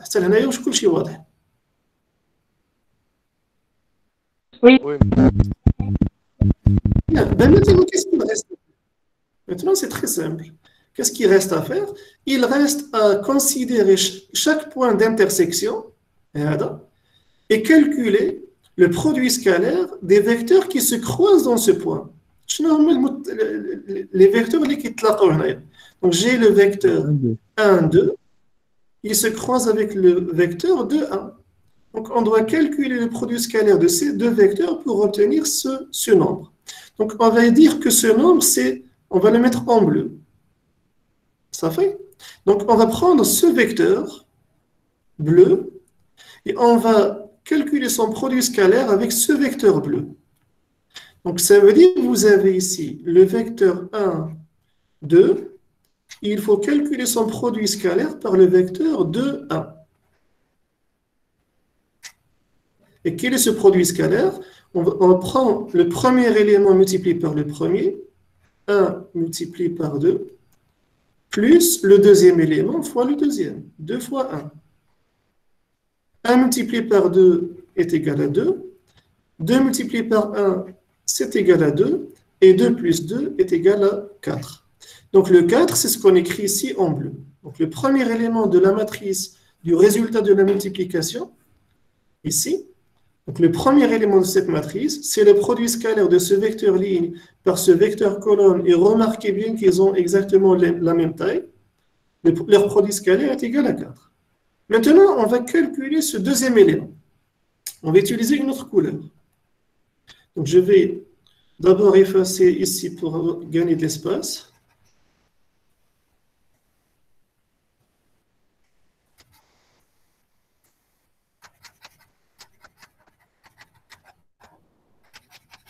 Maintenant, on va changer de couleur. On va prendre la couleur jaune. Et ce qu'on va faire, on doit calculer cet élément. Cet élément, en fait, c'est simplement le produit scalaire de ce vecteur par le vecteur jaune. Donc des vecteurs jaunes. Pourquoi? Parce qu'ici, en fait, au niveau de ce point, j'ai l'intersection de cette ligne de la matrice A et de cette colonne de la matrice B. Donc ce point correspond au produit scalaire de ces deux vecteurs. Donc il faut calculer le produit scalaire du vecteur 2, 3 et du vecteur 2 fois 2, 1. Donc quelle est la règle? Premier élément multiplié par premier élément, donc 2 fois 2, plus deuxième élément multiplié par le deuxième élément, 3 fois 1. Donc 2 fois 2 est égal à 4. 3 fois 2, monsieur. Là, 2 fois 2, ça c'est le premier élément. J'ai 3 fois 1, 3 fois 1. Donc 2 fois 2 c'est 4, 3 fois 1 c'est 3, et 4 plus 3 est égal à 7. Donc en fait, le produit scalaire du vecteur 2, 3 par le vecteur 2, 1 est égal à 7. Ça fait? Et on continue. Maintenant, on va calculer le troisième élément. On va changer de couleur et on va dire c'est le vert. Donc ici, en fait, on va calculer cet élément. Donc comment faire? Donc, on va effacer pour gagner d'espace.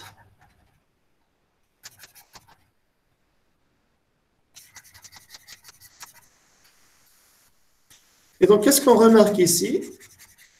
Donc, en fait, ce point, c'est l'intersection de la première ligne de la matrice A de cette ligne et de la deuxième colonne de la matrice B. Donc, on va calculer leur produit scalaire. Donc, ici, j'ai le premier vecteur, c'est 1, 2. Et on calcule son produit scalaire par le vecteur 1, 1. Le résultat, le premier élément multiplié par le premier, donc 1 multiplié par 1, plus le deuxième élément multiplié par le deuxième, 2 fois 1. Donc 1 multiplié par 1, c'est 1, plus 2 multiplié par 1, c'est 2, et 1 plus 2 est égal à 3. Donc ici, j'ai le 3. Donc le troisième élément qu'on a ici, c'est le 3. Donc ici, à ce niveau, j'ai le nombre 3. Le dernier élément, c'est simplement, donc on va l'écrire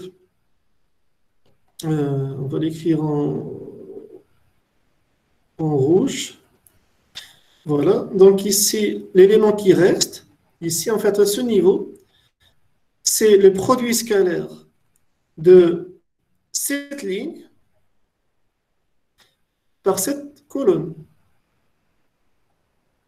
Donc ici, en fait, on doit calculer le produit scalaire 2, 3 multiplié par 1, 1. Donc le premier élément multiplié par le premier, 2 fois 1, plus le deuxième élément multiplié par le deuxième, 3 fois 1. 2 fois 1 est égal à 2, plus 3 fois 1, 3, et 2 plus 3 est égal à 5. Donc cet élément ici est égal à 5. Et de cette manière, on aurait calculé le produit matriciel A fois B. Donc le résultat, lorsqu'on multiplie la matrice A, qui contient les éléments 1, 2, 2, 3, par la matrice B qui contient les éléments 2, 1, 1, 1, on obtient la matrice AB, dont les éléments sont 4, 7, 3, 5. Est-ce que vous avez tous compris maintenant comment calculer ce produit matriciel AB? Oui. Oui, monsieur. Oui, monsieur. Bien. Donc en fait, maintenant, donc, vous pouvez reprendre la définition. Donc l'élément général PIJ de la matrice produit AB, comment on l'obtient? En fait, c'est simplement le premier élément de la ligne correspondant dans la matrice A, multiplié par le premier élément de la colonne correspondante, plus, etc. Donc l'élément AIK fois l'élément BKJ, etc. Donc en fait, oubliez cette notation. Il faut juste se rappeler que le PIJ, c'est simplement le produit scalaire de la ligne et de la colonne qui se croisent au niveau de cet élément PIJ. Tout simplement.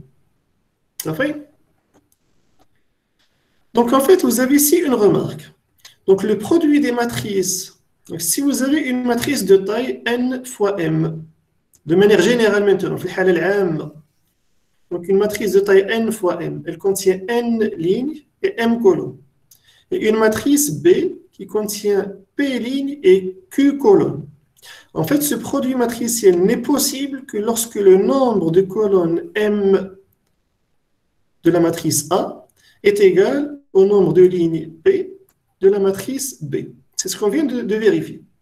On dit donc que les matrices A et B sont conformes pour le produit matriciel. C'est-à-dire, en fait, elles permettent de calculer le produit matriciel. Elles sont conformes pour le produit matriciel. Et le résultat de ce calcul, c'est une matrice de taille NQ. NQ, ça veut dire qu'elle a le même nombre de lignes que la matrice A et le même nombre de colonnes que la matrice B. En fait, avant de faire le calcul, on pose ce petit schéma. Donc on reprend ici, j'ai une matrice A de taille n fois n, que l'on veut multiplier par la matrice B de taille P fois Q. Donc on veut calculer le produit matriciel AB. Est-ce qu'on peut le calculer? Il faut vérifier que le dernier nombre dans la taille m, c'est égal au premier ici. Donc il faut voir que m est égal à P. Et si en fait m est égal à P, alors le résultat c'est une matrice AB qui a n lignes. En fait, elle a le même nombre de lignes que la matrice A et elle a le même nombre de colonnes que la matrice B. Donc elle a Q colonnes. Ça fait donc en fait, rappelez-vous de ce schéma. Avant de se lancer dans le calcul, vérifiez cette conformité pour le calcul matriciel. Est-ce qu'on peut le calculer ou non? Et si on peut le faire, quelle est la taille de la matrice produit? Ça fait? Donc, ici, vous avez donc, un autre exemple. Donc, ici, par exemple, vous avez la matrice. Donc, on va le refaire ensemble rapidement. Vous avez la matrice A. Donc, c'est une matrice de quelle taille? Donc, la matrice A qui contient les éléments 1, 3, 4, 7, 5, 2, que l'on souhaite multiplier par la matrice B qui contient les éléments 1, 2, 0, 3. Est-ce qu'on peut calculer le produit matriciel A fois B? Donc, déjà, quelle est la taille de la matrice A? 3 fois 2. Donc, 3 lignes et 2 colonnes, c'est une matrice 3 fois 2. Elle contient donc 3 lignes et 2 colonnes. Quelle est la taille de la matrice B? 2. 2 fois 2. Donc, est-ce qu'on peut calculer le produit matriciel A fois B? Oui. En fait, j'ai la matrice B, elle a le même nombre de lignes que de colonnes dans la matrice A. Donc, dans la matrice A, j'ai exactement 2 colonnes. On peut donc calculer ce produit matriciel AB. Et donc, le résultat, on va prendre la matrice A. Donc, voici la matrice A. Et en face, au lieu d'écrire la matrice B, on va l'écrire, mais on va la décaler vers le haut. Donc, c'est pour la matrice B, mais on va la décaler vers le haut. Qu'est-ce qu'on va faire? On va former une grille. On va croiser les lignes de la matrice A. On va croiser les lignes de la matrice A avec les colonnes de la matrice B pour former une grille. Donc ici, on aura 3 lignes dans la matrice A qu'on va croiser avec 2 colonnes de la matrice B. Donc on aura 6 points d'intersection. Ça veut dire que la matrice AB, le résultat, ce sera une matrice de 3 lignes et 2 colonnes. Elle a le même nombre de lignes que la matrice A et le même nombre de colonnes que la matrice B. Comment calculer maintenant les éléments de la matrice AB? Pour calculer ce premier élément, comment nous avons obtenu le 15? En fait, le 15, c'est simplement le produit scalaire de la première ligne de la matrice A et de la première colonne de la matrice B. Ça veut dire qu'on va prendre le premier élément que l'on multiplie par le premier, 1 multiplié par 1 est égal à 1, plus le deuxième élément multiplié par le deuxième. Donc, 7 fois 2, c'est 14. Et 1 plus 14, c'est bien égal à 15. Ça fait? Pour calculer maintenant le 13, comment nous avons fait? On va calculer le produit scalaire de la ligne et de la colonne qui se croisent au niveau du 13. Quelles sont les lignes et les colonnes qui se croisent au niveau du 13? C'est la deuxième ligne de la matrice A et la première colonne de la matrice B. On va calculer leur produit scalaire. Premier élément fois le premier élément, 3 fois 1 c'est 3, plus deuxième élément fois le deuxième élément. 5 fois 2 c'est 10. Et 10 plus 3 est bien égal à 13. Et on continue. Comment nous avons obtenu le 8? Donc en fait le 8 se trouve à l'intersection de la troisième ligne de la matrice A et de la première colonne de la matrice B. Maintenant ce qu'il reste à faire, c'est de calculer leur produit scalaire. Premier élément multiplié par le premier, 4 fois 1 c'est 4. Deuxième élément multiplié par le deuxième, 2 fois 2 c'est 4. Et 4 plus 4 est bien égal à 8. Et on continue par exemple le 6. Le 6, c'est l'intersection de la troisième ligne de la matrice A et de la deuxième colonne de la matrice B. Et pour calculer ce 6, on va multiplier 4 plus 0, c'est 0, plus 2 multiplié par 3, 6, et 0 plus 6 est égal à 6. Donc voici comment on calcule le produit matriciel AB. Est-ce que vous avez compris maintenant comment calculer ce produit matriciel? Est-ce que c'est clair pour tout le monde? Oui, monsieur. Oui, monsieur. La méthode. Non? La méthode. C'est exactement la même méthode, il n'y a qu'une seule, qui n'a pas de. Bien. Alors, regardez maintenant, voyons comment faire ceci à l'aide du logiciel Octave. Et on va s'arrêter juste après. Donc, regardons sur le logiciel Octave. Ce qu'on va faire, on va d'abord effacer la console. On va définir notre matrice A. Donc, dans notre matrice A précédente, j'avais 3 lignes. Donc, la première ligne, c'est 1, 7. On passe à la deuxième ligne, 3, 5. Et la dernière ligne, c'est 4, 2. Apparemment, j'ai oublié d'enregistrer. Ah, c'est bon. Donc, je suis en train d'enregistrer parce que tout à l'heure, en fait, on s'était déconnecté. Bien, donc on reprend. Donc, voici la matrice A.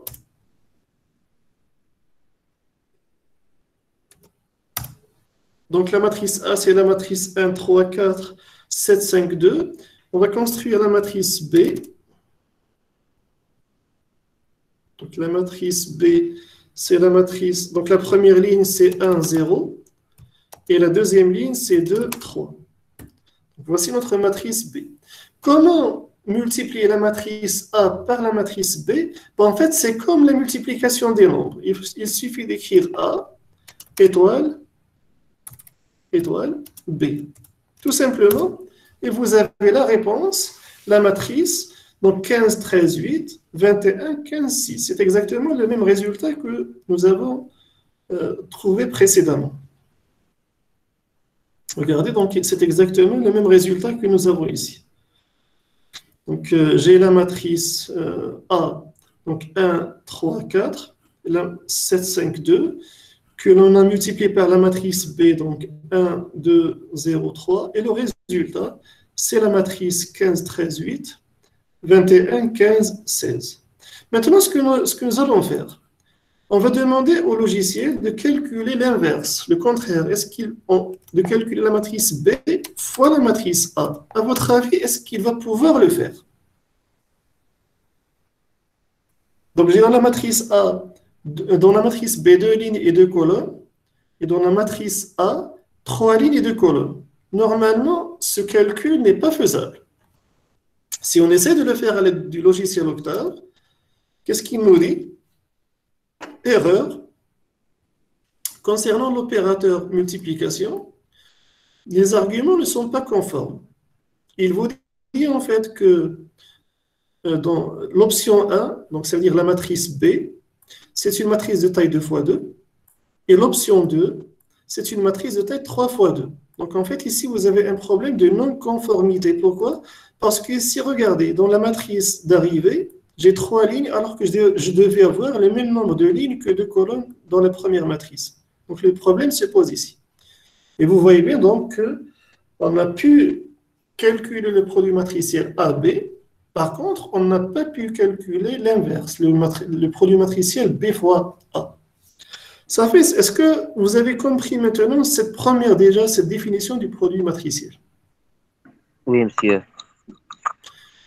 Mais en fait, ce qu'on vient de vérifier maintenant, c'est qu'en général,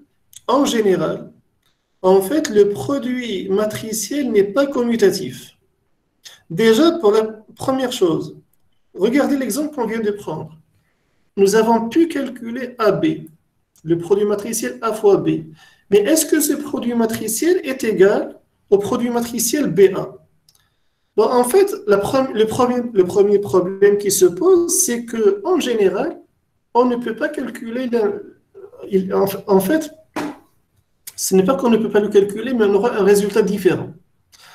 Prenons ici deux exemples. Prenons deux exemples.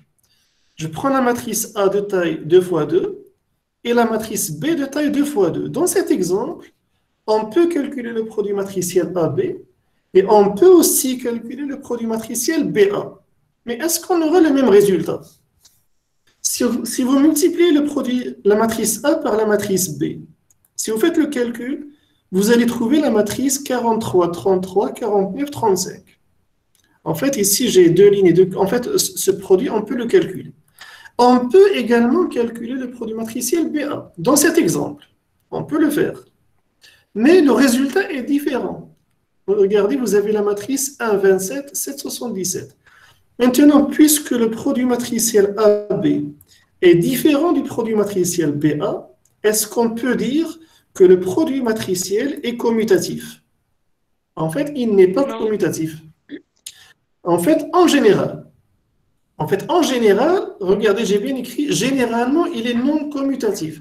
Mais vous pouvez trouver dans certains cas particuliers un produit matriciel commutatif. Donc, très rarement, vous allez trouver A fois B est égal à B fois A.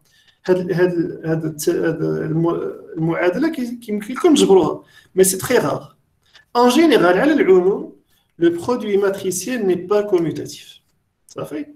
Donc, on va s'arrêter sur cette propriété et on reprend donc le cours mercredi prochain. Avez-vous des questions sur ce qu'on a fait aujourd'hui? Non, merci beaucoup. Bien, donc à mercredi, alors. Inch'Allah. Ça fait? Et merci, monsieur. Ok.